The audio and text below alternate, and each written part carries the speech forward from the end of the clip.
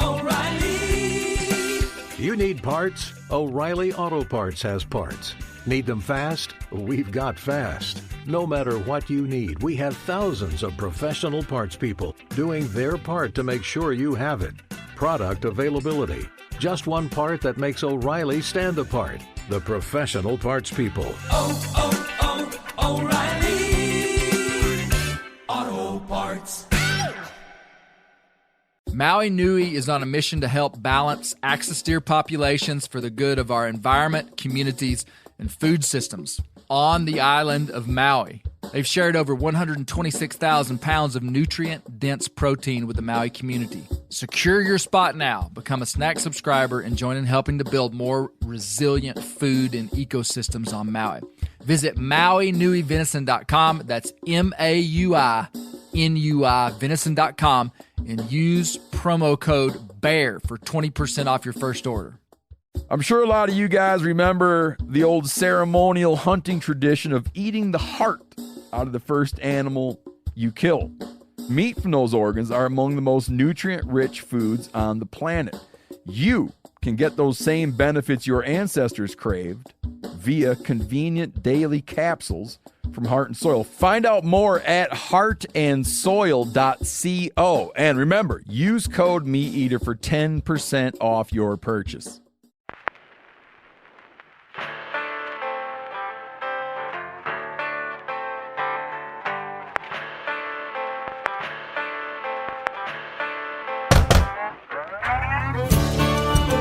My name is Clay Newcomb, and this is a production of the Bear Grease podcast called The Bear Grease Render, where we render down, dive deeper, and look behind the scenes of the actual Bear Grease podcast.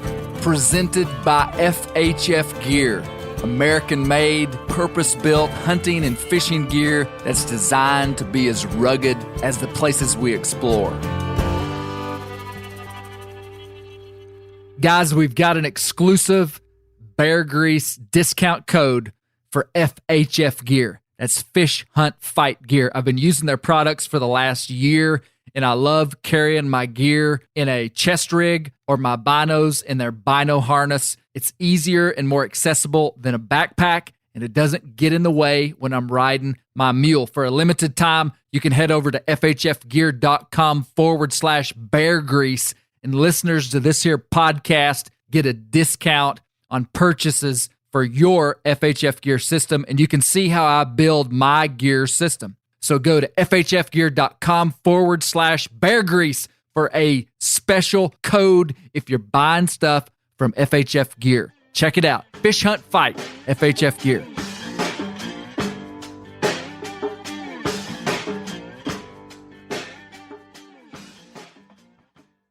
Kind of a tense moment today with Mr. Newcomb. Malachi, we bothering you or anything? Huh? We ordering some more socks? I'll just catch you up. Are we ready? Malachi's playing Candy Crush Saga over there. No, he's on the Bear Grease podcast thread, which is a little bit overwhelming. Like for those of us who have alternate jobs in the day, it can kind of dominate your life a little bit. Okay. Love it. Okay. Love it. But as the outsider coming in, the Bear Grease isn't a full-time position? You guys don't do this full-time? We do it poorly. So you got to have your side hustle. Welcome to the Bear Grease Render. Man, I'm very excited about today.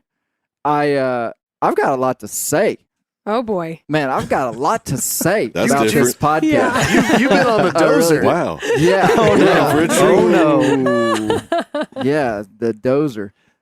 Hey, we've got one person that is back from wherever they came from. We've got one new person on the Bear Grease Render. We've got three old hats. Stand by. Easy. We got three. Easy fella. Three good guests ones. of honor. Yeah. To my left, Misty Newcomb. Welcome back, Misty. Thank you. Misty Newcomb's birthday today, guys. Woo, wow. Happy birthday. Special So excited. episode. I love birthdays. Really? I do. When you stop having them, there's an issue. True. So happy birthday. Thank you. To Misty's left, Malachi Nichols. Back. Welcome Hey, back. did you hear Welcome you got a back. shout out on the last render? I didn't. Oh, you didn't Was it a good listen. shout-out? Okay. Oh, Okay. snap. That was a test. Chop. That means you didn't. That was a test. No, we said someone was dressed like Malachi Nichols. I can't remember who it was. You set the standard. They were well dressed, though. They were well dressed. Good. And they looked like Malachi Nichols. Good. Where you been, man? Man, I've been grinding. Just doing what you have to do. Yeah. Do you want to tell people what you do for a living? Sure. Sure. Like I work for an education nonprofit. And so I manage and develop programs for school districts and state leaders. So I'm traveling around the state and working hard. And you're an Arkansas hunting license holder. I am. 2 years in a row. 2 years in a row. It's real Very serious. good. Supporting conservation. Conservation warrior. That's a trend. Yeah, real serious. To your left, the new man in the render, in the circle, in the arena, Jonathan All right. Webster. Hello. J-Web. I'm glad to be here. Man. Listen, it's like winning the contest. You just listen to enough episodes, and it's like you submit your application. Tell us what it felt like when you got the invite. Listen, it was got a called up to the bigs. out of body experience. I looked at my wife and said, "It's happening. It's happening. It's happening." Jonathan is a longtime friend of ours. He and his wife are longtime friends of Misty and us. Truth. And Jonathan has been on the Bear Hunting Magazine podcast. Mhm. True. Yeah. Man. We went coon hunting, and we did a couple. We also had a different. I've been on a couple episodes. Yeah. Yeah. Can I Yeah. help give Jonathan an introduction? Yeah, sure. Oh, I man. think Jonathan is one of the most intellectually curious people that Clay and I know. Oh my gosh. Wow. Yeah. What is That that? What are you explain- trying to say about the rest of us? This is Sorry about that, Bunch of Doctor. idiots. Don't be curious about that. Don't read we don't into want. that, We don't want. hey, y'all just saw something that happened that defines my life. Like, I know why Jonathan is here. It's like, I'm like, Jonathan needs to be here. I have no idea why. And this is like, he's the most intellectually curious person we know. And I'm like, that's it. So I got it right. You see what I'm saying? Like, I got Gut it right. instinct. You're going with your gut. Yeah, I do. And I've found it to be right a lot. Wrong sometimes. Well, thank you, Missy. I'm putting that on my resume now. Yeah, you should. There you go. You got called out. To your left, Dr. Daniel Roop. Hey. Man, home run appearance on the Bear Grease podcast. It was great, Dan. Hey, really, I've listened to it multiple times, our little conversation. And what you guys wouldn't know, and again, the reason for the Bear Grease Render is to go behind the scenes. Dan and I talked for probably 36.25 minutes. Exactly. And we had multiple do-overs of certain parts of the conversation because it was a complex conversation. We had these little different pieces, and it was stitched together as if it was just. I couldn't even tell. I told my wife when I heard it, I was like, he really makes somebody sound smarter than they are. Hey, I don't know how you do it. I thought Dan Roop isn't that smart. He's not curiously intellectual. I don't know why I'm here. But you can make somebody sound smart. No, I'll tell it you was that right so interesting. Yeah. It really was. The stuff about and you brought home the point that I wanted to see inside the whole podcast, which was Boone's fingerprint on us where we didn't even know it. So I want to come back to that section because, I mean, it was incredible. To your left, Brent Reeves. Brent. Hey, you. Hey, buddy. Good to see you, man. It is good to be seen. Thanks for coming. Always. Brent's name's been popping up quite a bit in the Can the I iTunes please reviews. comment? I could when I saw him today, I could hardly call him Brent. I wanted to call him Velvet Pipe. I know. As soon as he talked, I just thought velvet. That's all I got right there. I have no idea what that guy's talking about.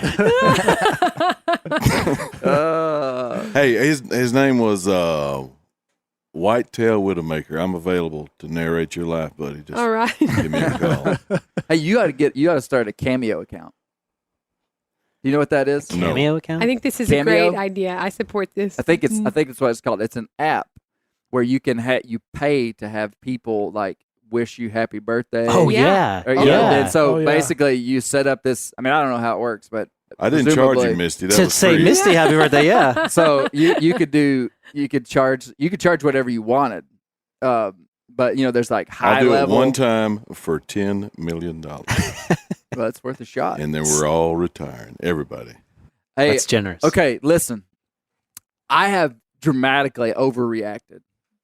Okay? Oh, y'all remember that doesn't sound like you. Y'all remember two renders ago? How could we when forget? I came in with my tail between my legs, saying that I had been called out, the whistle had been blown.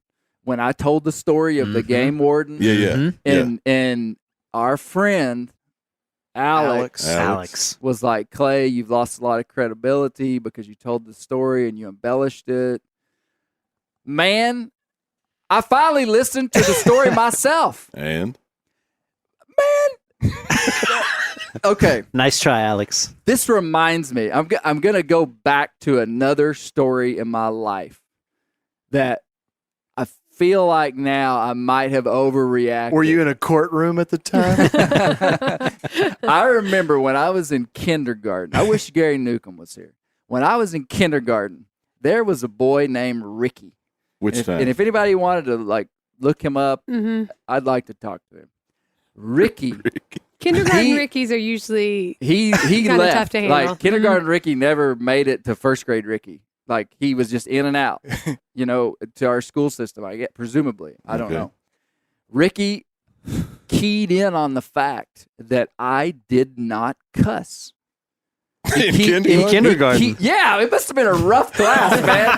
Now that I think about it, do a lot of kindergarten. I don't know, but he keyed in on it, and he could tell that like I was very dead set on not saying bad words, and he started going, "Hey Clay, I heard you say a bad word." Oh gosh. And I would just be like, "No, you didn't, Ricky," and he tormented me for weeks by saying, "Hey, Clay." I mean, I can still see the twinkle in his eye. He gonna tell Juju. And this was a defining moment of my young manhood. Clearly. Yeah. I marched up to Gary Newcomb after weeks of this. Just took a deep breath. I mean, it was vivid. It was like, I was like manning up. And I said, "Dad, if you get a call from my teacher and she says that I said a bad word, it's not true." Because I didn't. There's a boy in my class named Ricky. That is accusing me of saying bad words, and I don't.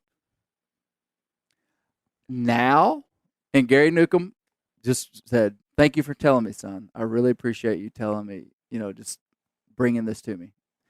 Okay, I feel like now that I'm in my early 40s, that perhaps I overreacted. Ricky's middle name is Alex. Hey, listen. Full circle. So you remember I told you I had not listened to the MeatEater Campfire Stories. Yes. So for someone who hadn't caught up on this, I told a story in effort to talk about the MeatEater Campfire Stories audiobook that's out right now. I hadn't listened to the story. Someone, and I might even reveal who that someone was. I've been hiding their identity because I felt like they had told me a bad story. Right. Does your eye contact in this room indicate who that person is? No, they're not. You're here. staring Brett They're down. not here. Okay. They're not here. So I tell the story on the render, and then people are like, "Clay, you told the story bad." Well, I listened to this story finally when I was driving to Canada last week. Man, there were just a few minor details. Minor. The only thing that I put in there that I can recall from memory of what I said was I said there was a high-speed car chase. Yep. Mm-hmm. There was no high-speed car chase, okay? That is a little bit dramatic, No, though. I mean, that's if you just a are little from bit the dramatic. South, you add high-speed car chases almost to every story. Dukes of Hazzard is in our Exactly. DNA. I mean, it would have been an embellishment if I had said the game warden came up on two wheels and ramped. Yeah, exactly. Okay, so I told the story, very close to what it was. Minus that one dramatic high-speed No, chase. he was chasing the guy. He Okay. saw the lights. Okay. And he saw the guy turn down a road. And he goes to the road. I presume he was going above the speed limit. Gotcha. Okay? 35. I doubt he was like, well, I guess I'll just toddle around up here. But no, I felt like it was a high-speed car Hot chase. pursuit. And it was not. But it was just like that. He went to a mud hole. He got out with his flashlight, this game warden, and looked in the mud hole, did not perceive that a vehicle had driven through it. He was like, Because it was going about 5 miles an hour. And he said, and it was just like that. The sociopath who was wanted for attempted homicide was waiting 50 feet away in his car with an Uzi sticking out the window, and when he crossed through the mud hole, he was going to shoot the game warden. So anyway, I just feel like I've overreacted a little bit. That's all. Just a few other. You feel vindicated Is right that now? it? That's it. That's wow. it. Okay. That's it. Do y'all remember? You should finish that story with "I found $5" right there. Okay. There is a review on iTunes, and the way it started out, it's a 5-star review, a legitimate 5-star review. Nice. Okay, but he says, and I'm just gonna be honest. I was a little bit. I'll let you guys decide how you felt like I felt when Can I we read review this. the review? He said, "Don't judge a podcast." That's his title. And he says, "Don't let the cover photo fool you. Aww. Clay Newcomb isn't just another knucklehead on a mule." How many podcasts have a Thank picture of you. some guy on a mule? Exactly. That's my first question to the guy. Is this a theme? And there's some implications to this. Just as if anybody who rides a mule is going to be a knucklehead. Like you're like, oh, dude on a mule, probably a knucklehead. Another one of those. Highly correlated, though. Yeah. Wait a minute. Maybe No, so. you Wait a shouldn't minute. agree with him. I proved the point. He got you on that one. Yeah, that's what I'm talking about. Hey, let me tell you something, Malachi. This is interesting.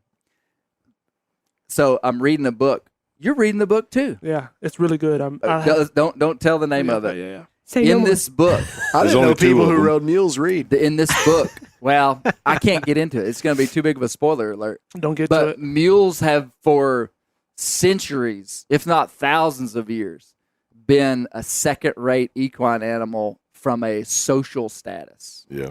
Because there was a oh man, you think I can go into the details? I think you should move on. Okay. Oh. I think I should. You could use good. He had read the book is what it is. No. I have like 3 pages left. Okay. You stop with 3 pages left. Yeah. I No. did. Anyway, I did. Anyway, there's something. That's But then he goes on to give a willpower. review. This is a very entertaining educational show done professionally and intellectually. But he's like, Don't- don't let the mule throw you off. Okay. That kind of hurts his Thank you. feelings. There is a social there's a descriptor for something that happens when people that are extremely wealthy down dress. And I heard a podcast one time where if you go into like Macy's in New York and you're looking around at the people in the store and you were trying to make a judgment on their financial status, most likely the person in there that is like a millionaire is like wearing like jogging pants and a t-shirt and like flip-flops. Probably it's got a mule in the parking lot. It's a mule. See? Mule on it. See, that's what I'm saying. Yeah. So because the guy that's dressed up real fancy, and there's a term to describe it, and it Appaloosa eludes horse? me. No, there's a term to describe it, basically where you like dress up, like if someone's like decked out, they're in Telegraphing? Macy's, probably like they're wanting to say, They're I communicating am their worthy wealth. to be in I this belong. store. Yeah. These are my people. This and the person that doesn't care because they've already been through all that. That's Yeah. called So when putting you on see airs. somebody riding Putting a on airs, horse, Putting on airs. you can be like, man, this guy's just trying to. Wait, are you making cool. a blanket statement about all horse riders right now? Well, I don't know. I'm not a horse So every rider. horse rider, when you I'm not see sure. a guy riding a horse, every horse rider is just trying to be cool. And the guys that are on the mules have already been through that stage. They've And already- they've just ground down listen, their life. I think it'd be a to- good time to stop putting everybody in like Into horse buckets. boxes, mule boxes. I don't know. Every week, he polarizes America. The nation has been polarized again. By Clay Newcomb. Okay. Okay. There was another guy. This guy Don wrote me today, and he said he's the one that said he was uncertain if he was comfortable with us calling Dan like Dan Boone. I'm with you, What's his Don. name? Boone, Danny Boy Boone. DB. Don. I'm on Don. I'm team I'm Don. with Don. I don't Listen, like I stand okay, with so Don. Don says, just finished the third Boone podcast, best of all three. I've come clear on my position that I indeed hate it when you call him Dan. Yes. But listen, Does he insist on wait, Mr. Boone? I'm glad you guys laughed. Not because it isn't, in fact, his name or appropriate, but for no other reason than the jealous tinge I get when you say it. It makes me feel like he would like you better than he likes me. I like Don. Don's great. He needs to get on here. Contest Where's winner. Don? He's next week's contest winner. Jonathan, There it is. you're out. I'm out. You're It was great while it He lasted. says, love what you're doing. Keep up the fantastic work, representing a lifestyle that has informed so much of who I am. That's Don. That's awesome. pretty good. So Don is Don. like, if Dan Boone were alive. Okay. I don't think he'd like you. He'd like, that guy rides a mule. That's a mule if I ever saw one. Idiot. Another fool on a mule. That's your tagline for your podcast. Fool on a mule. Forget that That's a whole new t-shirt. things forgotten Listen. and unexplored. Hey, you may not be able to tell it by the way I'm dressed, but I just got off of a mule. I've been on an adventure Oh, yeah, this it's morning. I had to leave early this morning. I'm starting to bait bears, and one of my bear baits is in an inaccessible by vehicle location. We can only bait bears on private land in Arkansas, and so I took Banjo out for his maiden backwoods voyage. Inaugural voyage. How'd Yeah. he do? He did really good. You will see at some point on my Instagram feed a buck and fit that I happened to Okay. capture on video. Really? But other than that, we'll be waiting for we that. kind of worked through it. Banjo. Yeah, that is exciting. Yeah. Just got back from Canada, too. I was in Canada. Killed a buck in Canada. Didn't kill a bear. It was a good trip, but unfortunate on the bear. It's a beautiful buck. Thank you. Yeah. I thought so too. Yeah. How cold was it up there? It's just like here. I mean, really. Same. What do they ride up in Canada? Moose. And beavers. Where's that on the question. equine hierarchy? Good question. The moose. If you could ride a moose, I hat tip that. Put a saddle on it. I can ride it. They broke some of these Every kinds of time he animals. talks, velvet. That's right. Just I don't want to hear him say put a saddle on it again though. Now, Brent, you I saw And some moving on. images of you on a bulldozer this week. Yes. What were you doing? I was bulldozing.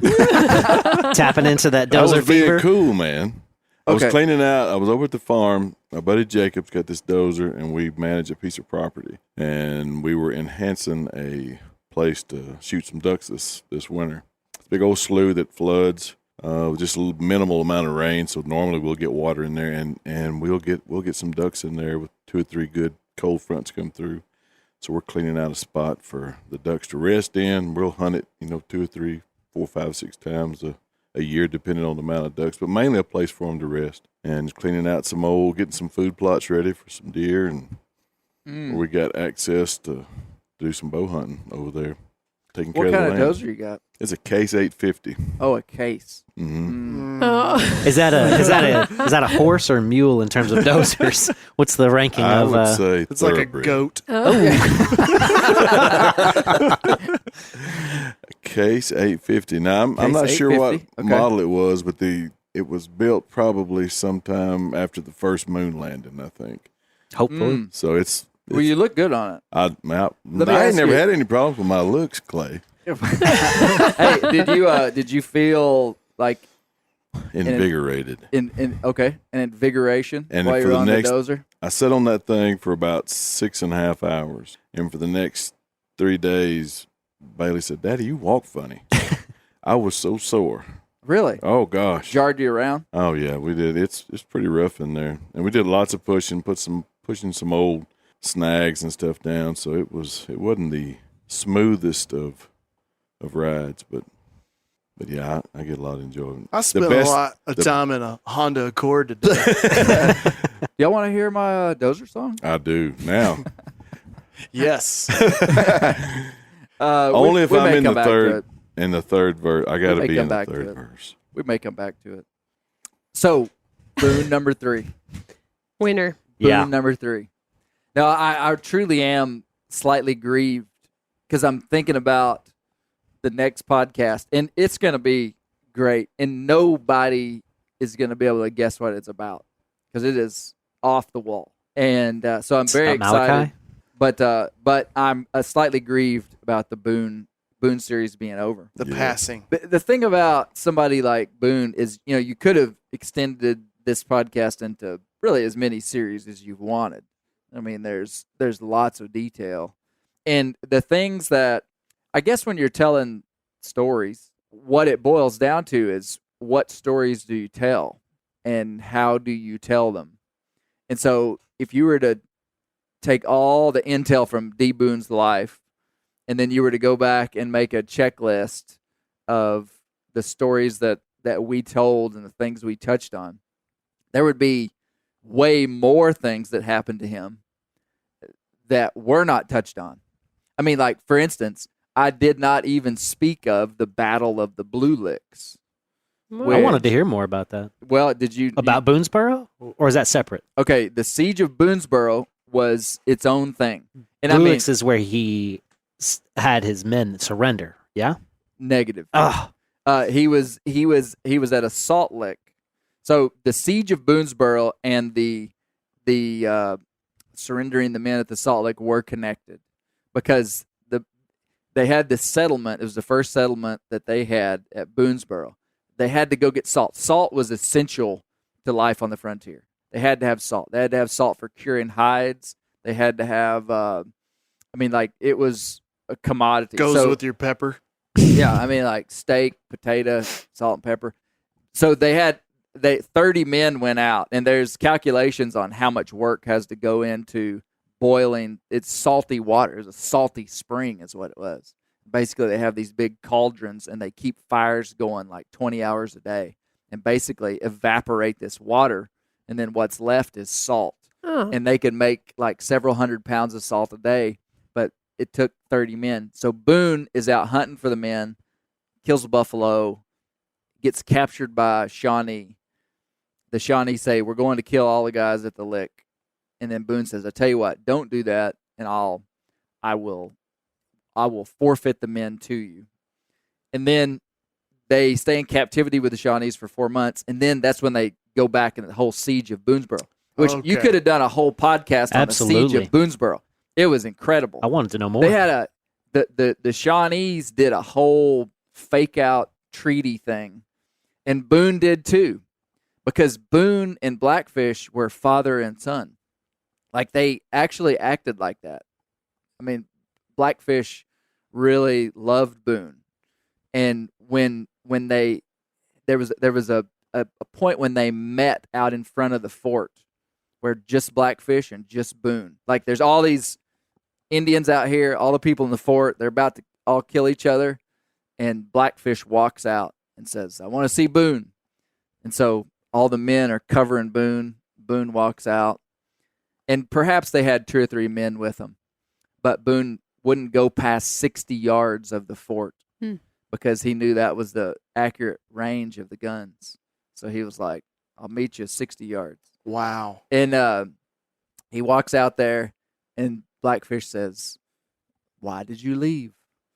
And because Boone had escaped. Big deal. They have this big treaty, and the treaty goes wrong, and they actually signed the treaty, and when they were standing up to like shake each other's hands, Boone knew the Native Americans well enough to tell his men. So there were, I think, they were outnumbered 2-1, and they were at a big table, and they had just signed a treaty. And Boone told his men, he said, "If they shake your hand in this way, know that we're being set up, and they're about to pummel you." And it was the Native American way to shake hands. Where you grab him by the arm. Yeah. Basically, you grab his elbow. Yeah. And Boone knew that if they did that, it was over. Mm. And so they all went and they did that. And as soon as they did that, the Shawnees jerked down the Boone and his men, and everybody started firing. Boone had told all the people at the fort, he said, "If it goes fisticuffs out there, just shoot, because we're outnumbered 2-1. Just shoot. Wow. If you hit somebody, Shoot in amongst us. there's a better chance you're going to hit one of them than hit us. I didn't like them odds.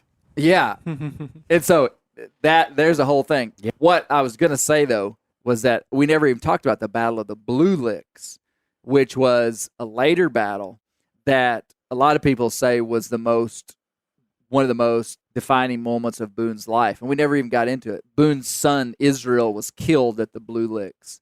And basically they were ambushed by Native Americans after Boone told the army and the leaders, hey, don't go after, we shouldn't just take after these Indians. And one of the leaders challenged Boone and called him a coward and then just took off to go after the Indians. And Boone was like, well, okay. Here we go. And they fell in, and it was like a massive disaster. I mean, like lots of people got killed. I said all that to say what we talk about in the podcast, there's only so much. Yeah. Dan, what stood out to you in this third one? I think for me personally, I was surprised at how emotional I got kind of toward the end of the podcast. Mm-hmm. Especially, I think what really I really enjoyed was when the artist came to paint his portrait, and the daughter was like, "No, this is a good thing." And here was this same man who says, "If it goes fisticuffs, shoot." Just fearless in every way. And then a painter comes and he's like, no, I'm not doing that. Yeah. And she's like, no, Dad, it's okay. Just really seeing the human side of him and imagining him like getting in that coffin and giving his grandkids a hard time. Yeah. I think seeing the familial, my grandfather was a huge goober. Yeah. I mean, just a total goof off. And I could totally imagine him doing something like that. And I think that really made Daniel Boone for me a person. Yes. He and I was like, oh man, like he was a guy. And the fact that 2 miles down the road, somebody didn't even know who he was. Mm-hmm. Yeah. It was just the whole thing, that whole little last chapter. I think, like you said in the 2 weeks ago in the render, like it's gonna really change the way you look at him. And it really did. Man, that was my favorite part probably of all the stuff we talked about in all 4 hours of documentary on Boone, was that right at the end of his life, you see so much. Like he was living in a little cabin behind Jemima's house. And this is what Chester Harding said. So if Alex wants to fact check Chester Harding. Chester Harding. You should cut Sorry, that out. Juju. No. You send really, Alex a hat. You do. Send him a hat. No, because you wonder where these details come from. I mean, the only person there was Chester Harding and Boone. Did Boone come out and say, yeah, I was roasting a deer leg when Chester got here? He may have. But, I mean, just these little details show us so much. I mean, imagine it's unclear to me how old Boone was. I want to say it was in the last year of his life. And so, presumably he was like 86 years old. And he's back there roasting a deer leg by himself. On a ramrod. On a ramrod. That he probably shot the deer. I mean, why would you think otherwise? Yeah.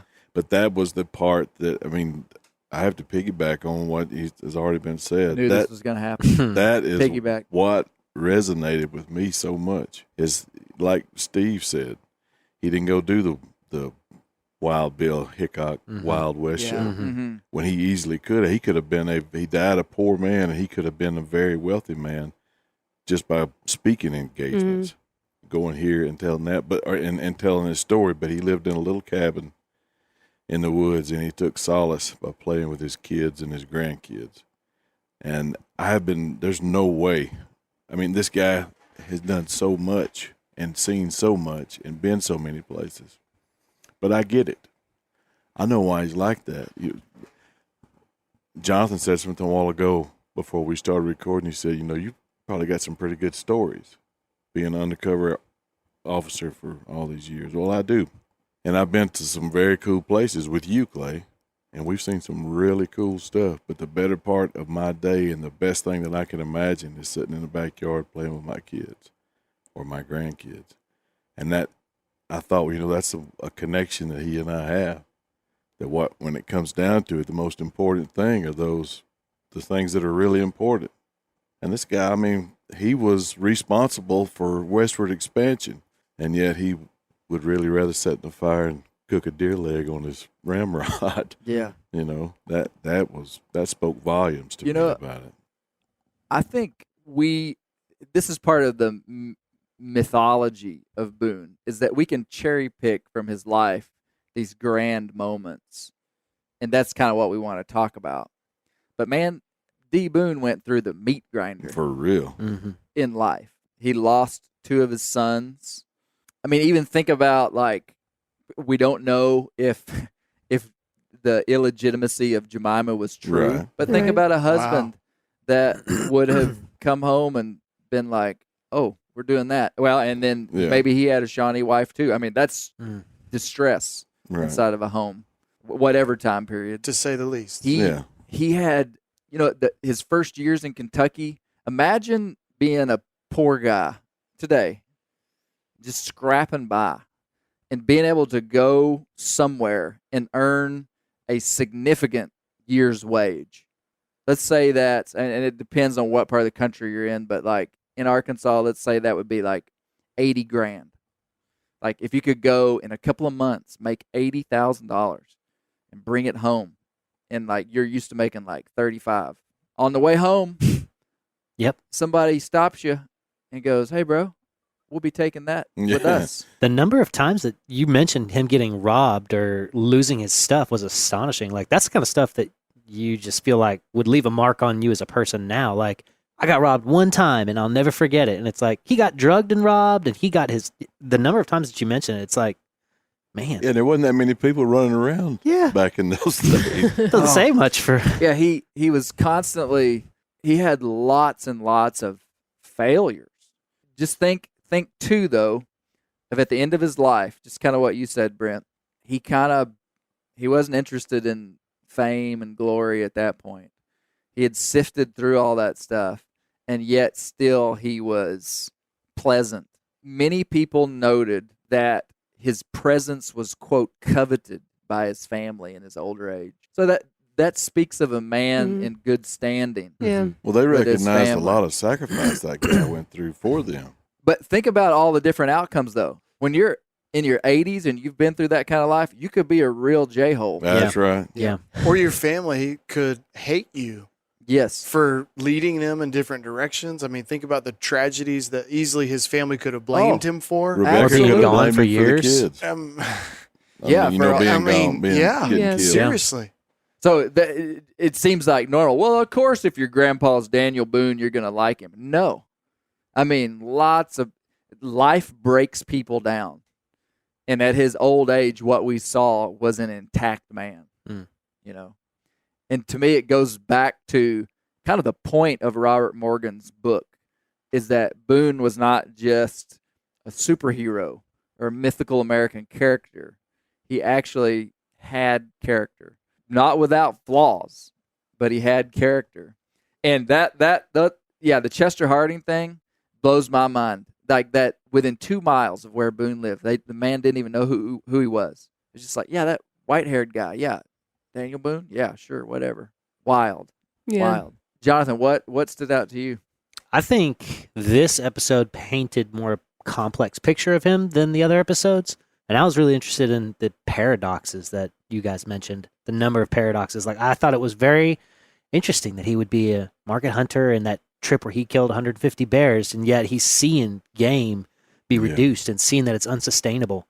And it's like, what makes a man do that? I think you made a comment, or maybe Robert Morgan made a comment about, in retrospect, we could probably see that it's a paradox, but maybe he didn't see it himself. Yeah. And I just think that it just paints a very complex picture. It makes you want to know what kind of a man he was, even though you get this picture of him later in life. It's like, how do you not see this paradox? How do you reconcile that?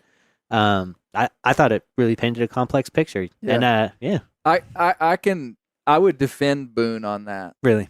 I mean, and I'm not saying you're indicting him, but like life moves at slow motion. I mean, in a lot of ways, the cutting edge of time when you're here, you see things so much different than you see once you're past it. Yeah. And if I could go somewhere today and there were no rules, no regulations, to kill 155 bears in one season would be pretty good. So this idea that like the game was all leaving, like I think that was like years down the track from that event. If you see what I'm saying. Was that, I thought that was later in life, and I had assumed that was after he was in the legislature where he had penned some legislation about protecting the game. Yeah, I don't know the details of exactly when that was, but it was when he was in his 60s, though. So you're right. I think you're right. I think you're right, though, when you say that life moves in slow motion, and you don't see these things about yourself sometimes. Yeah. Man, that story, like what I liked about this episode 3 was it was kind of like cleanup. We had covered all this stuff, and then I went through and like cherry picked a bunch of stuff that I just couldn't talk about Boone without talking about. So this guy rolling down the big sandy river in Kentucky and seeing Daniel Boone and his family, that wasn't a life-changing moment for Boone's life, but it was just a picture. This guy's in a river, riding down the river. He sees the family, pulls up on the shore. It's D. Boone and Rebecca and 2 of his daughters and their son-in-laws. They're in half-faced camps, which I assume that means a 3-sided log structure. They're eating out of a common tray, which would just be a big tray. Basically, they chunked a big thing of meat down and bread. Bear camp. Kind of like we do at the Newcomb farm every night. Yeah. And they had carved forks out of cane. And it's just pretty wild. Do you think, like, when we look back on the paradox, Jonathan, and it's like, how could he kill that many bear, but also pass that legislation? I mean, he passed legislation. Obviously, he recognized there was a problem. But I look back on somebody like Daniel Boone, and I want them to take a stand on the right things. But I usually divorce him in my mind from, at 60, he was still a man with a family. And bear grease was how many dollars a gallon? Yeah. And he needed, he had debts to pay. Had to make a living. So it's like, yes, he recognizes that these things are bad, and we need to do something about that. But at the same time, I got to take care of my family. Yeah, man. Go ahead, Jonathan. Well, I think the economic term for that is the tragedy of the commons, right? Man. And I wonder how much of that was playing in his mind, which is I've got to, like, if I don't take these bear, then we lose out, and it helps no one because the West is going to get expanded into. There was no thought of that. Like the conservation ethic of the modern North American hunter was not even developed at that point. Those were the formative ideas of people saying, like, maybe we ought to preserve this game. And it wasn't until the late 1800s when it truly was a crisis and all these animals were getting wiped off the face of the earth that they said, hey, we really got to do something. And this modern North American hunting ethic was built, which is where we give value to older age males to take stress off the females, juveniles.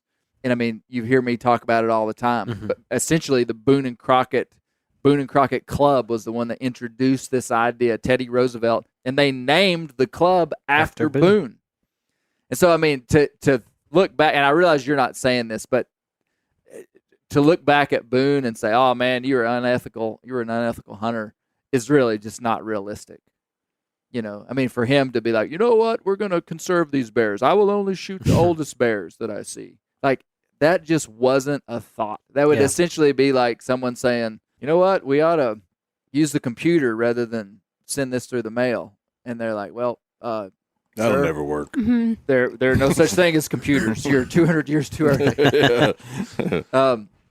No. It's probably dial up anyway. Malachi, what did you think, man? Man, it was really hard to start the podcast, and let me explain why.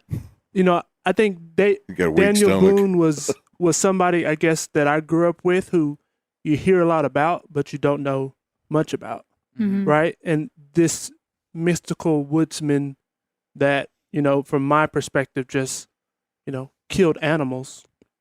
And as Is that what they think of him down in Midland? That's what, yeah, on my street. That's fair. We ride donkeys. That's a correlation. It's correlated. But I think as I listen to all three, and I think everybody has said it, you see the human aspect of them, and you gain a level of respect that where you feel that the grandeur or the respect or the aspect of he's being kind of put on a pedestal now, it's earned. Because not because of all that he done, he went through the Cumberland Gap and all these things, but the aspect of him being a man, right, taking care of his family. Even the aspect of I really liked how he respected Indians, right? Even though there was times of conflict, there's always like a hat tip in my book when anybody where society deems another group of people as less than. Yeah. If a person shows a level of respect that they're equal. Yeah. And to me, that's like a hat tip. And back then, literally, they were considered savages. Yeah. I omitted that word from some of the readings that I did on this podcast. I hadn't told anybody that. Yeah. And I mean, just to say that, like, he was progressive. Yeah. And I to me, that gives okay, this guy was the real deal. It's like, man, that's a good guy. That's a guy that gets a head nod and a hat tip. Not just because of the conservation things, but because of who the guy was. Yeah. And so, my perspective.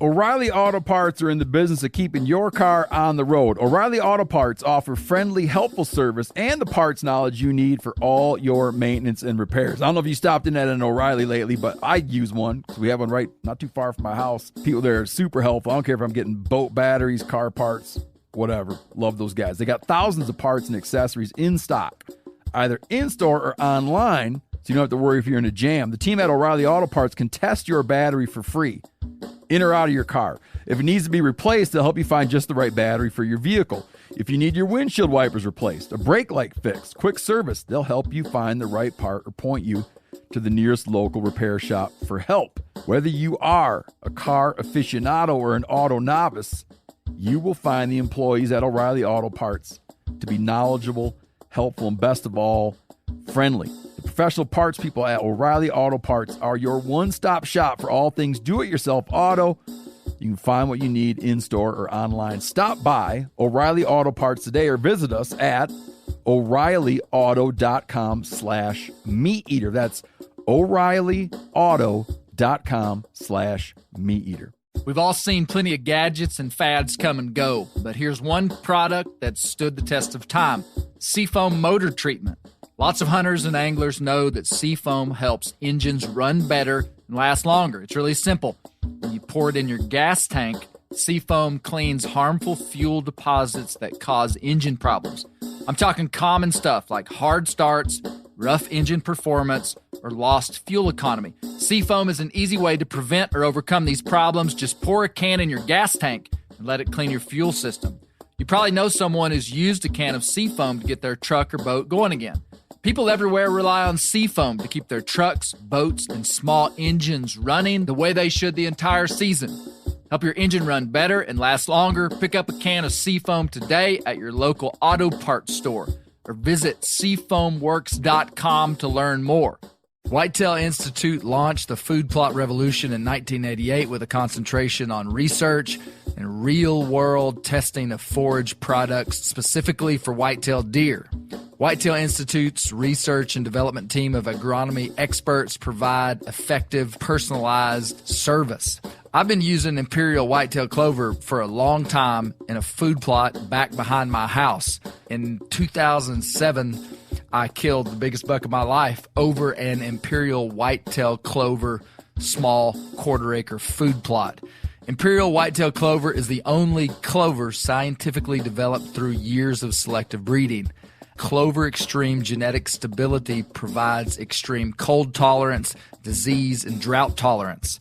It really does. Clover is coated with Whitetail Institute's Rain Bond, a polymer coating added for enhanced seedling survivability.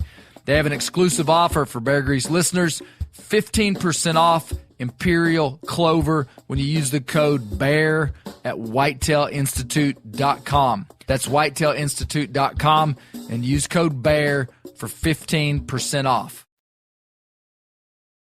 I think that, like what you're saying, Malachi, reminds me, another thing that stuck out to me was when his time in the legislature was discussed, and he would frequently wear the Shawnee garb. Leggings. Yeah. And I think today, of course, like we would rightfully, somebody, a white man does that, we're going to level cultural appropriation on him. Like, you don't just put on indigenous garb as a white man and go into Congress.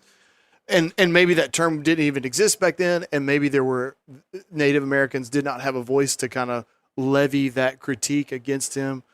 Or maybe he had lived in such a way with them and loved them in such a way where in putting that on, like you said in the podcast, he was acknowledging his roots. Yeah, and they were a part of him and who he was and his roots. And I think that definitely hit me. It's like, here's a man who, he obviously had conflict with Native Americans, but there was a deep love and a deep respect, and he allowed it to shape who he was. Yeah.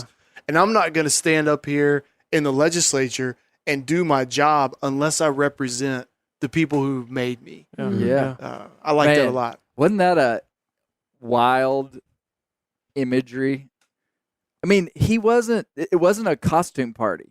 Like you almost could feel like it was a stunt. Like a photo op. Yeah, like Boone wearing his buckskins into the legislature. I don't think it was. He was making a statement. Like, he could have gone to town and did what they did. But he was like, I just think he had no choice but to be true to who he was. Yeah. Not to make a joke about he chose the mule. Everybody else is wearing those silk shirts, looking really nice. These are the leading intellectual thinkers of Western development in their time. Yeah. And he shows up in buckskin. And not only that, but that's my president. That's right. That man, I will vote for him. Man, that image is just, to me, is just so striking. And the fact that it wasn't a stunt. Right. Yeah. Because today you could not do that without it being highly inappropriate and offensive and a stunt. Right. Which is a good deal of why it's highly inappropriate and course. offensive. Yeah. But the fact that he did it and it wasn't, and it was true to who he was, and maybe I have a totally naive view of it and it was totally a stunt back then, but it seems like it was. I think he was aware of the statement that he was making. Of course. It would essentially be like, there's people that have done stuff like that. You see the odd politician from out west walking in wearing his cowboy hat. Didn't one of the guys rode a horse into the White House a few years ago?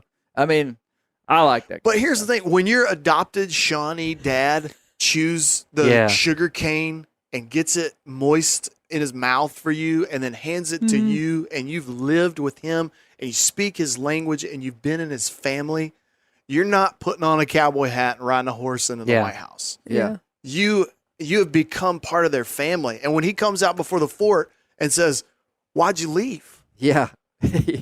This man lived a totally different way of life. Yeah. And that's why he could do that. And you say, that's the hat tip, Yeah. When he hands you that already chewed on piece of cane, that's when you say in Shawnee, hard pass, whatever that is. I'm like, no thanks. I'm good. There's a pandemic going on. We don't share a cane. I don't know about you. Let's do Talk that. about Let's do that smallpox, man. Yeah. Dadgum. Oh, Wow. yeah. No, hey, when I again, everything that was in this podcast was things that I handpicked. It really was. And I would tell that story over and over to like my kids. That stood out to me. And it stood out to Nathan Boone, because when Nathan Boone was 74 years old and his dad had been dead for 30 years, he remembered that Blackfish chewed a lump of sugar and gave it. You could almost just see like the glow in Blackfish's eyes to see what he would do. see if he would take it. Yeah. And what did D. Boone do? He took it and he ate it. There were only 2 people standing there. How do we know that information? Because Dan Boone went home and he told his whole family. He said, Rebecca, don't give me no sugar. I just had some from the chief. Just go right to my thighs. No, I mean, you could try to describe like Boone's relationship with Blackfish and the Shawnees in a 1,000-word article, or you could tell that one story.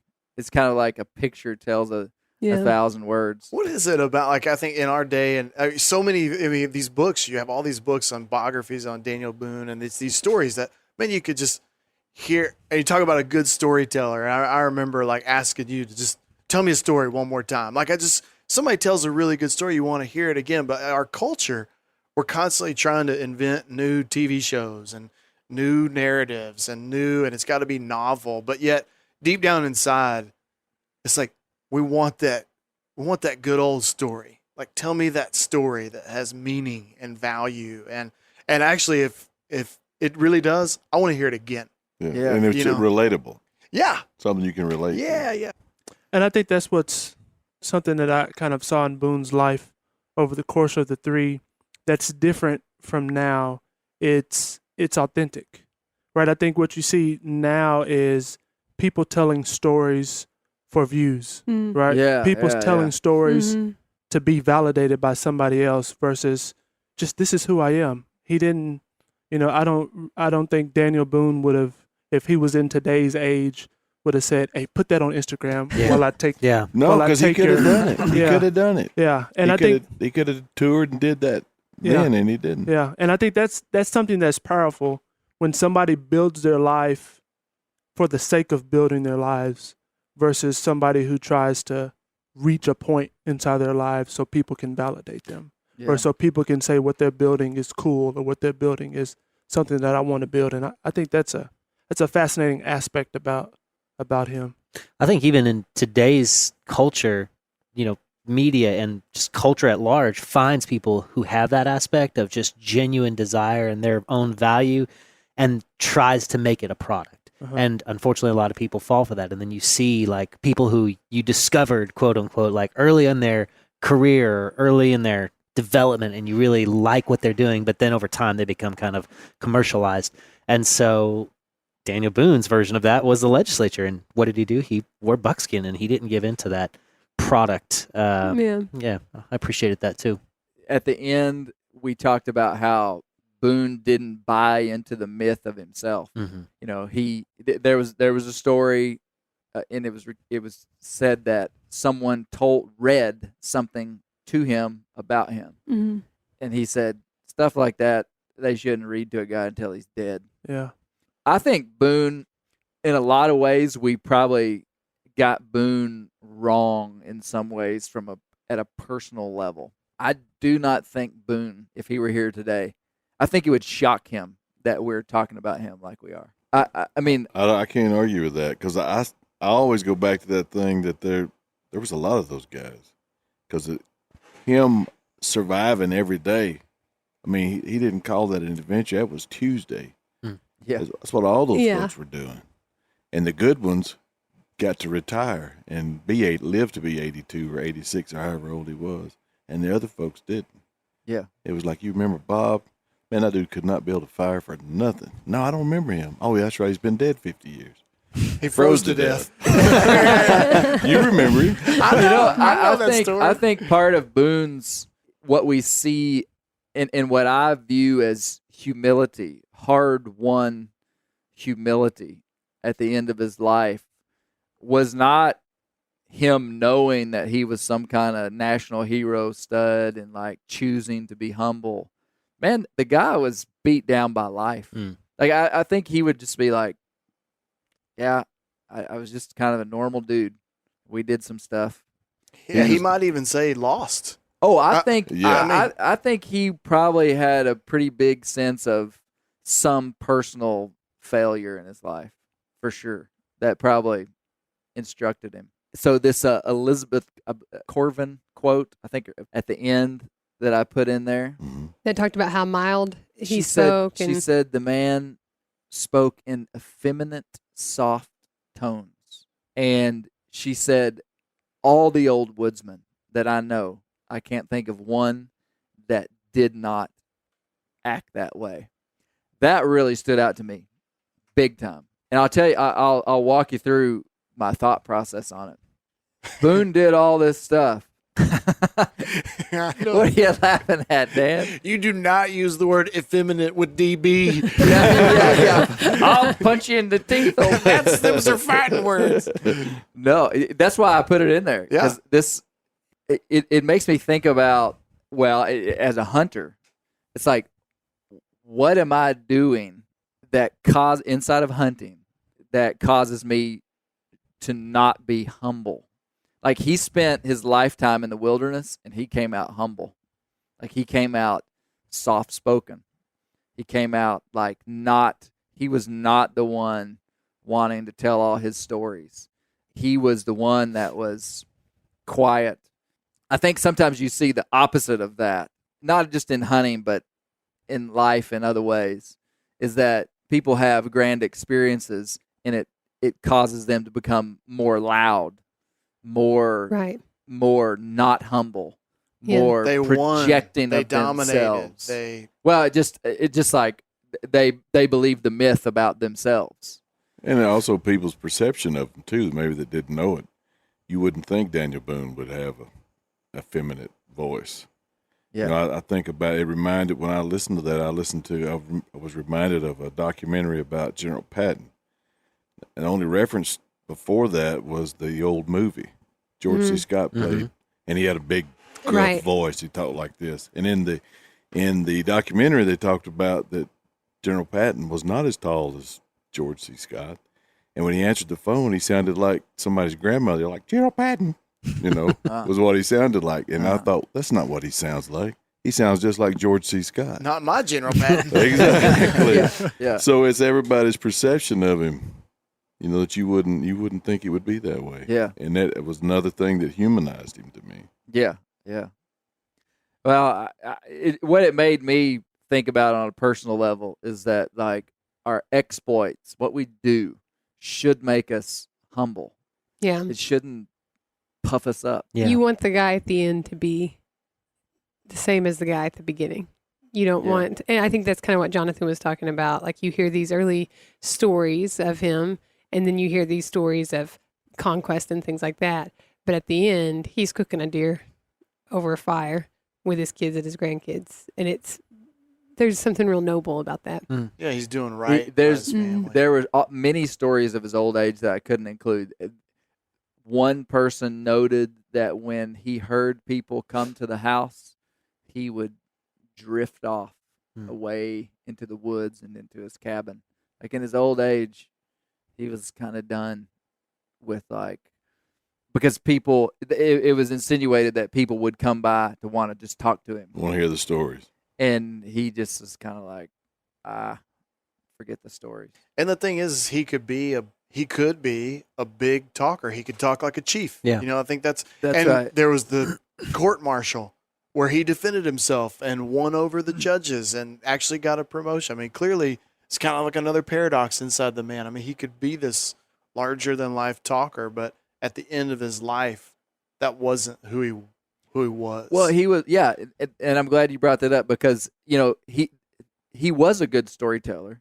He was a leader. There was a magnetism to him, so he was charismatic, but it was an authentic kind of charismatic. It had to have been, he had a wide range of functionality as a human. He knew when to be quiet, but he also knew when to speak. That's what it seems like. I think you referenced that in the first episode about him when he was young and had that charisma about him that just drew people, that magnetism. So having it then when he's young and then a life full of experiences, I could see that. Misty, what was your favorite part? We haven't asked you that. Well, I think I feel like to explain my favorite part, the part that stood out just of this whole series.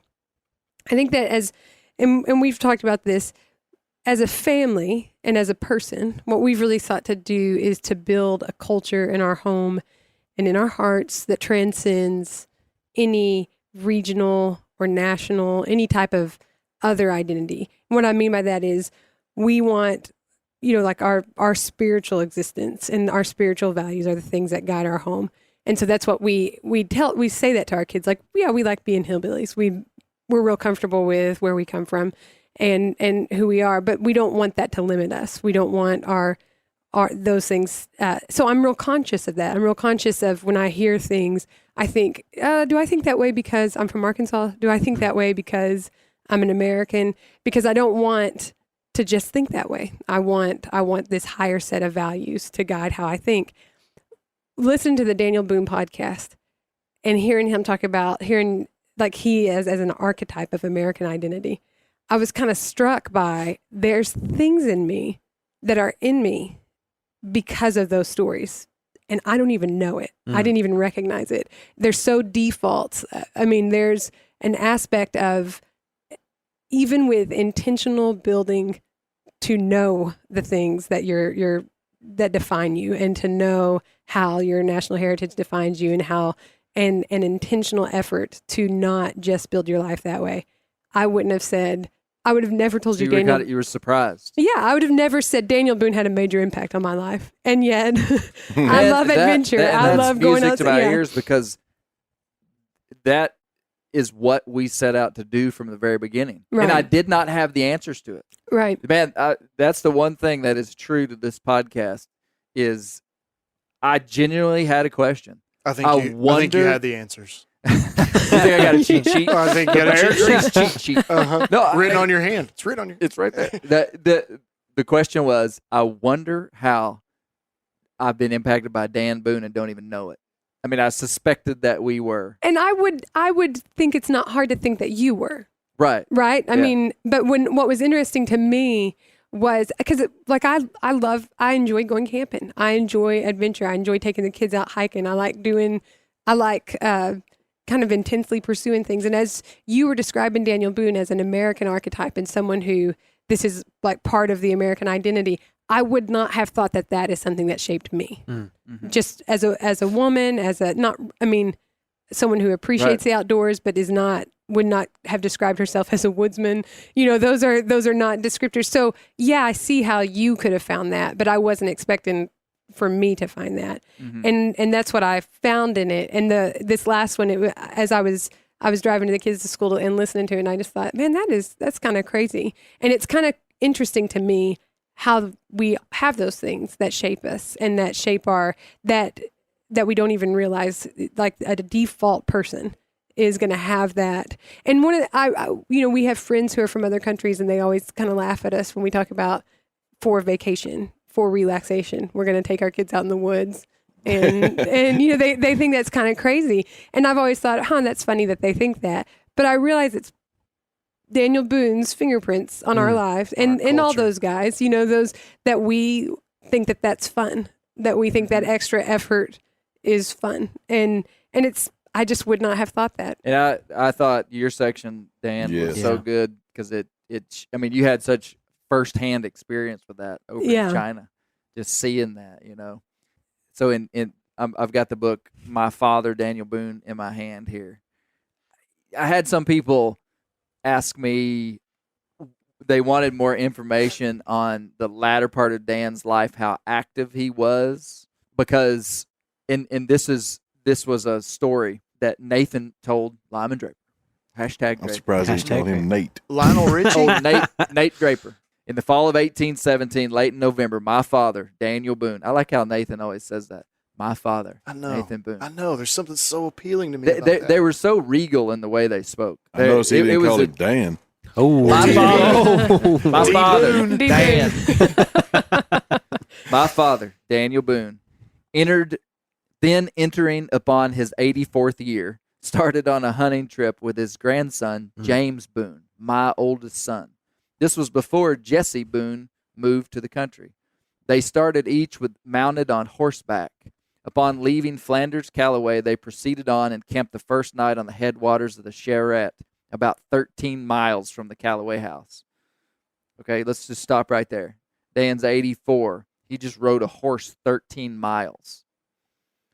Okay. Brent can barely spend half an hour on an old dozer. Exactly. What in the world? No. Hey, That's why his voice is so deep, though. He doesn't have that. When I first got into mules, part of what I was thinking, long-term thinking, was when I'm an old man, I'm going to have a craft, and I'm going to be able to stay out there longer.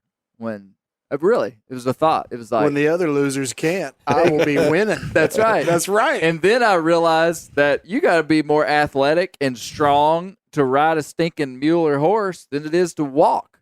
I mean, so generally people don't have the flexibility and strength. And somebody can tell me, about the guy that's 90 and still rides, and there are those people. But generally, to mount a horse or an equine animal takes a lot of flexibility, a lot of core strength. So anyway, it's notable that he's 84 and they've ridden not 13 miles. Hold on. They rode 13 miles from the Callaway's house. Night overtook them sooner than they expected, and they camped rather late and had not had time to prepare a shelter. That night, 2 inches of snow fell. The snow glare of the fire caused a wild duck to land beside the fire. James Boone caught it easily to his bewilderment. Father was exhilarated to be out camping again. He had brought his gun, his kettle, a light axe, provision, and 2 or 3 traps. He seemed to feel himself in his ancient element. After the evening meal, he told stories of the olden time adventures. The pair had the duck for breakfast the next morning and continued on their way. The weather had become... Okay, 84-year-old man just camped on the ground, 2 inches of snow. No tents.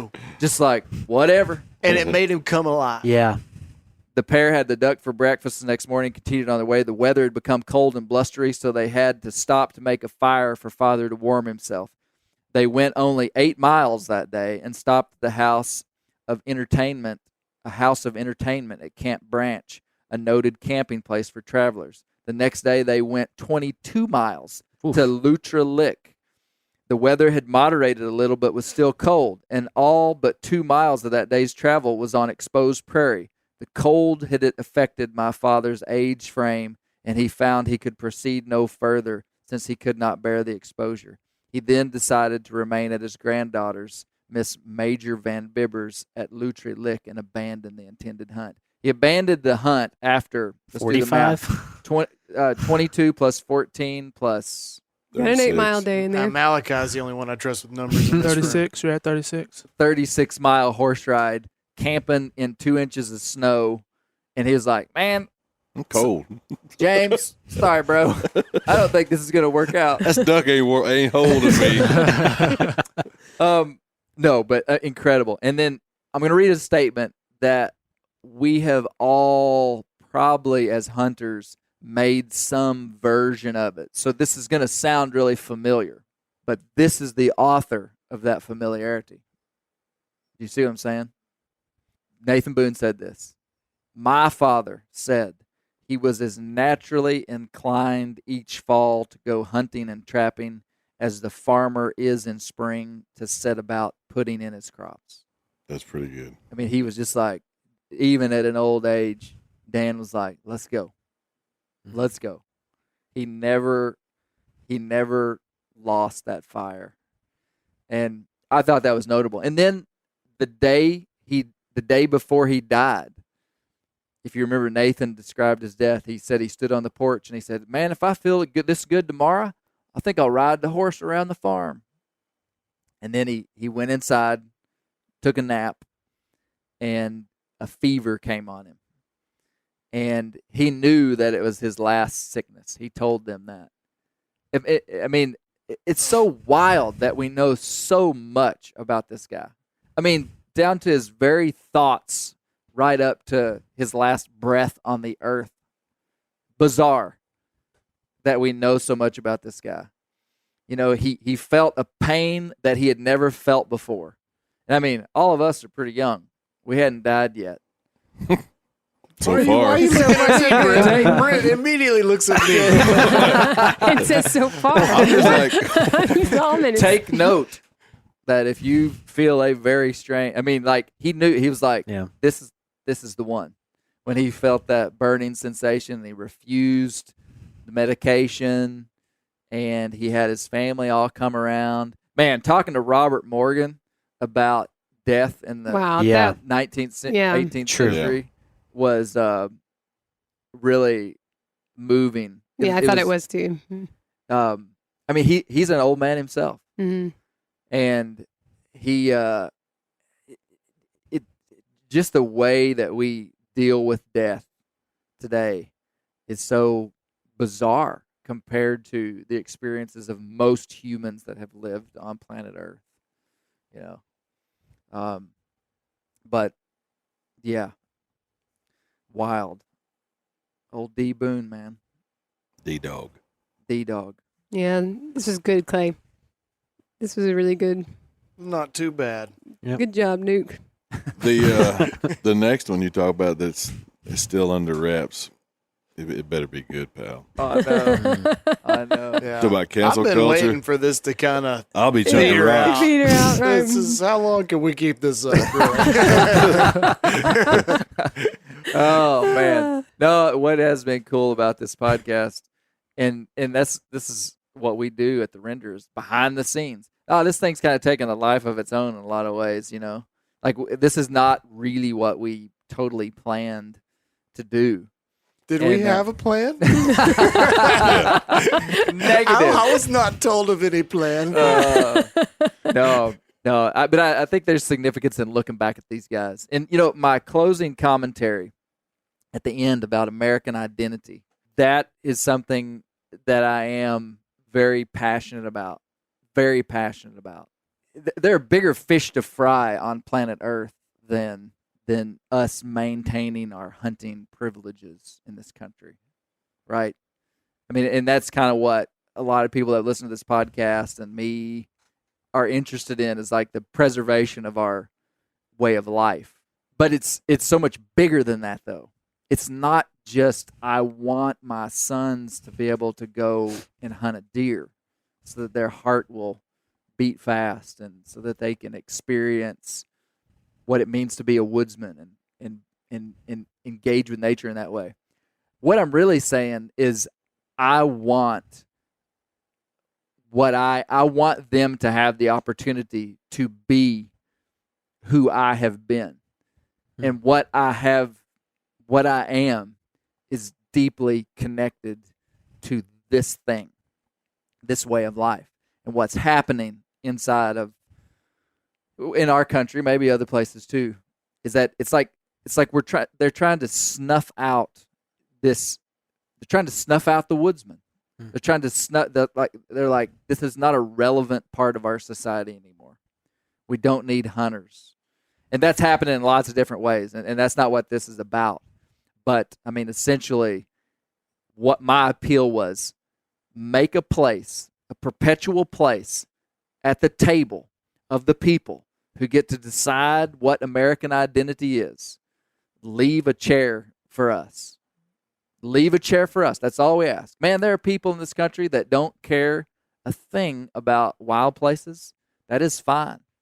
Their world revolves around urban life. And I mean, the vast majority of this country, I mean, lives in very urban places. Right.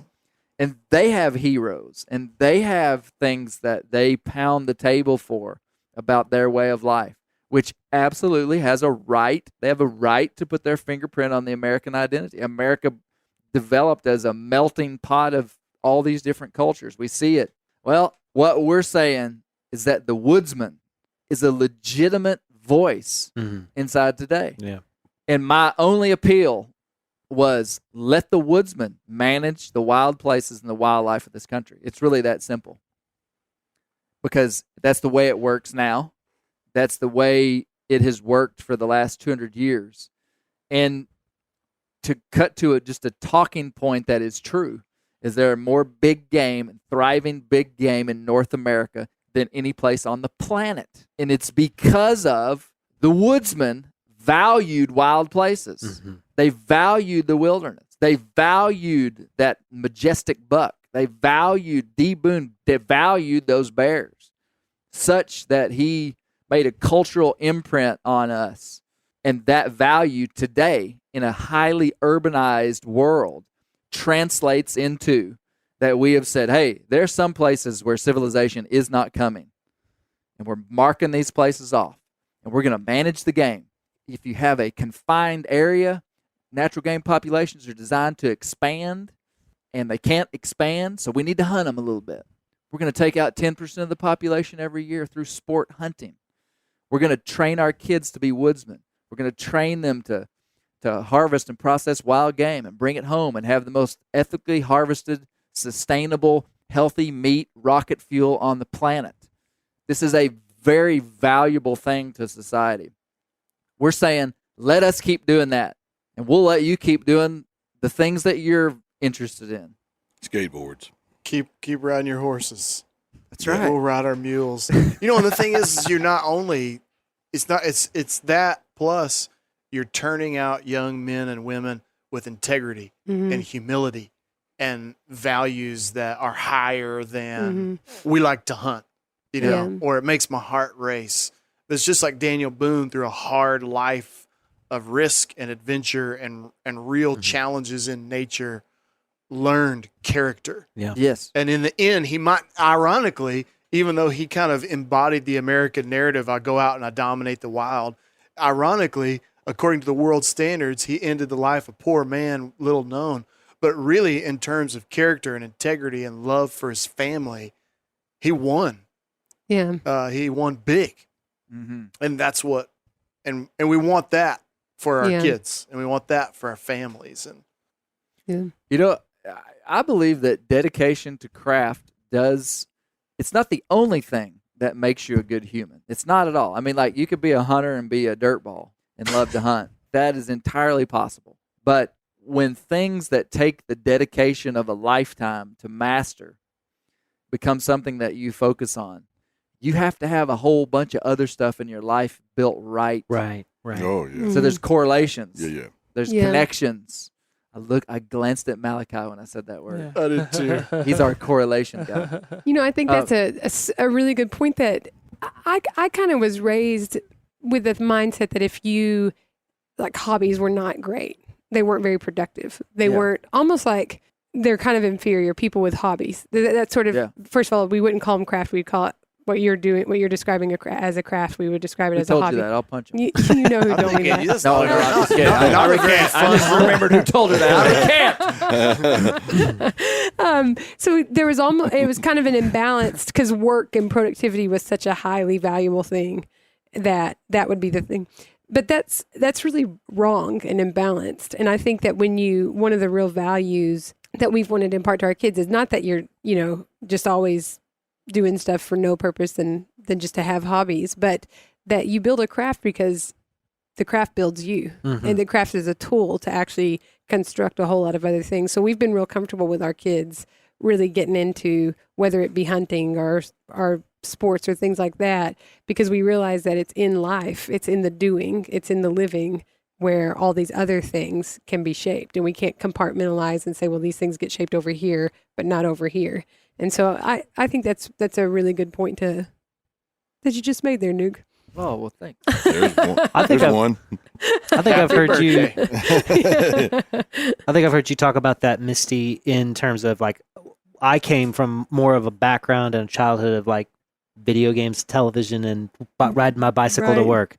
I've heard you talk about just the nature of young men specifically, but I'm sure in humanity, not limited to young men, learning to overcome something versus the current culture, which video games is an easy one, provides an opportunity for you to feel like you have mastered a craft or overcome an obstacle. But in reality, you have not. It is a simulated experience. And seeing the correlation more deeply of what it takes to build a lifestyle of mastering a craft or overcoming an obstacle, that's been a transition in my life as well. And I appreciate the things that you guys are saying about it. It makes a lot more sense.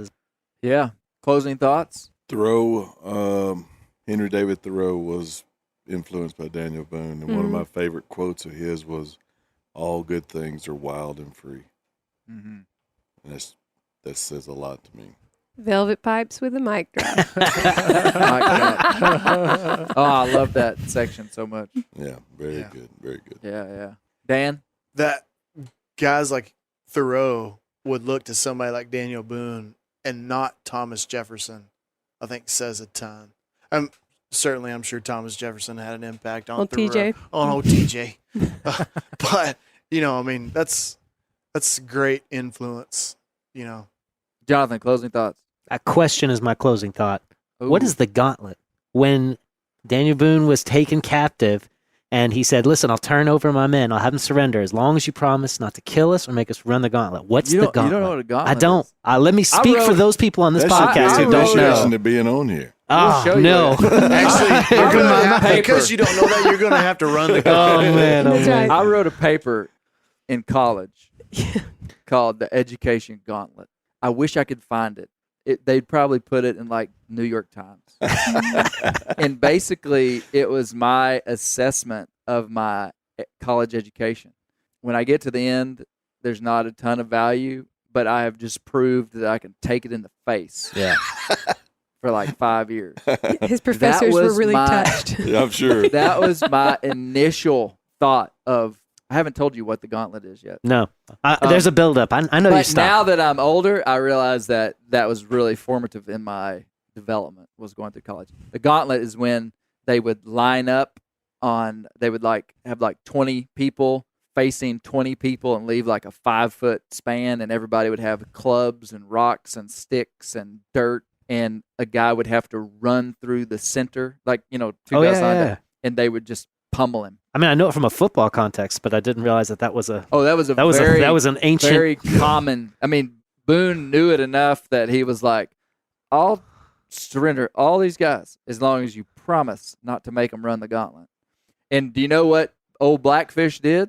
Is Blackfish took all the guys, and then when they got them back to camp, they started forming a gauntlet line. And Boone said, "You said we weren't going to have to run the gauntlet," and Blackfish said, "I said they wouldn't have to run the gauntlet." He said, "I never said you wouldn't."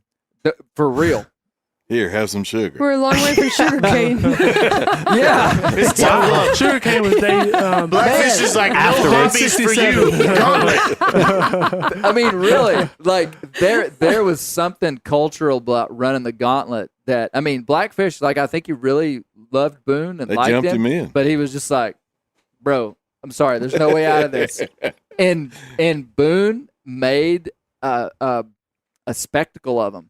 He ran in. I can't remember the details because he ran the gauntlet multiple times in his life. I mean, this is not a movie. This would be like me or you sitting here going, "Yeah, man, when I was down there, they kidnapped me and for 4 months and ran the gauntlet." And the some of the most fierce people in the gauntlet were the women. They were just like hostile. And what he did is he faked one way, like he ran, and this is what I remember. He faked one way and then turned and smacked over a bunch of women.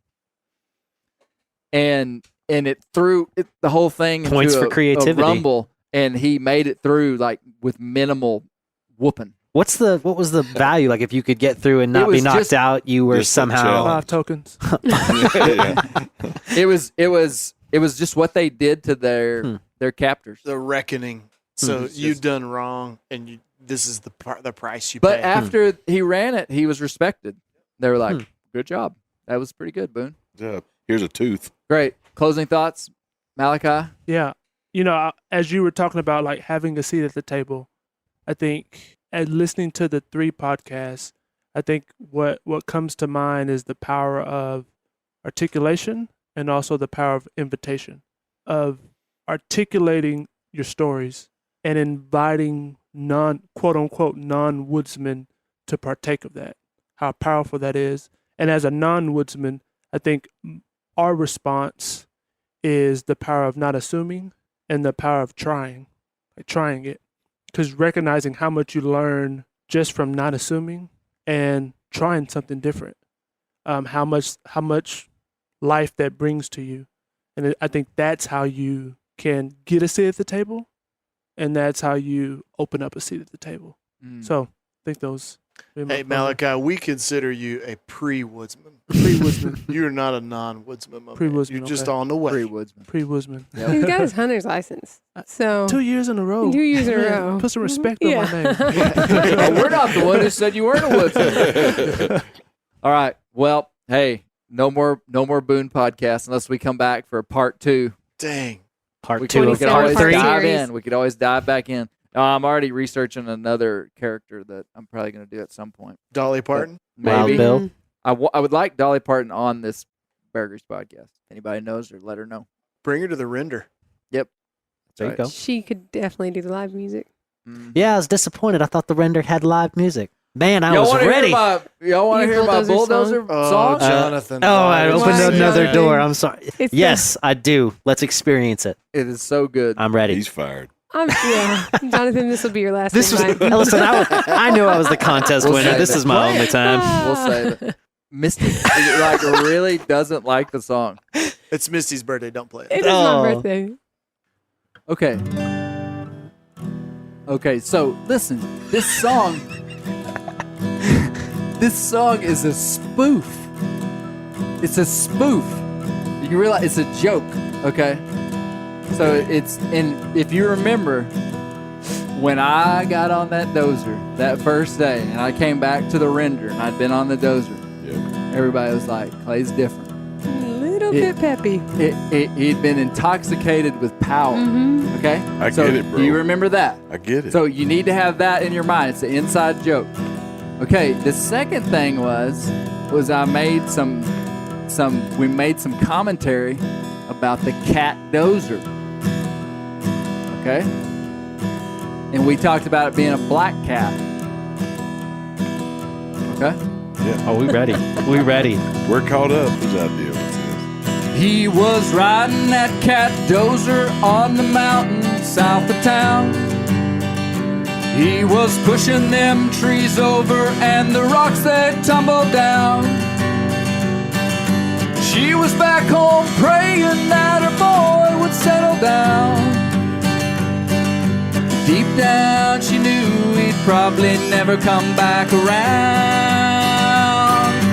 Big black cat, don't take my soul away from me. Unbridled power can't change me into a beast like you.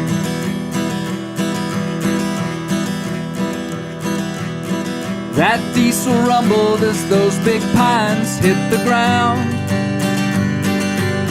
That sand rock tumbled as his girl began to frown. All he wanted was a place to settle down in the mountains with a view and a glowing fire on the ground. Big black cat, don't take my soul away from me. Unbridled power can't change me into a beast like you. Long live the Black Panther in these hills. He'll take your soul, your body, and mine.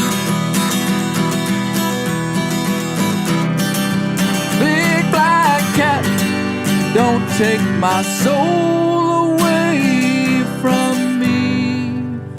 I'm sorry, Juju. Hot dog. That's awesome. That's amazing. I'm gonna be downloading that on Spotify or wherever you get your latest music ballads. How much of that did you make up just right now there at the end? No, that.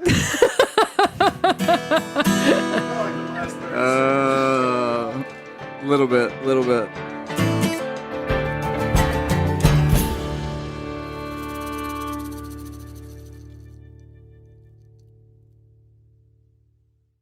I'm sure a lot of you guys remember the old ceremonial hunting tradition of eating the heart out of the first animal you kill.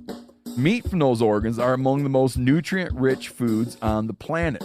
You can get those same benefits your ancestors craved via convenient daily capsules from Heart and Soil. Find out more at heartandsoil.co. And remember, use code MeatEater for 10% off your purchase. Maui Nui is on a mission to help balance axis deer populations for the good of our environment, communities, and food systems. on the island of Maui. They've shared over 126,000 pounds of nutrient-dense protein with the Maui community. Secure your spot now. Become a snack subscriber and join in helping to build more resilient food and ecosystems on Maui. Visit MauiNuiVenison.com. That's MAUINUI venison.com and use promo code BEAR for 20% off your first order.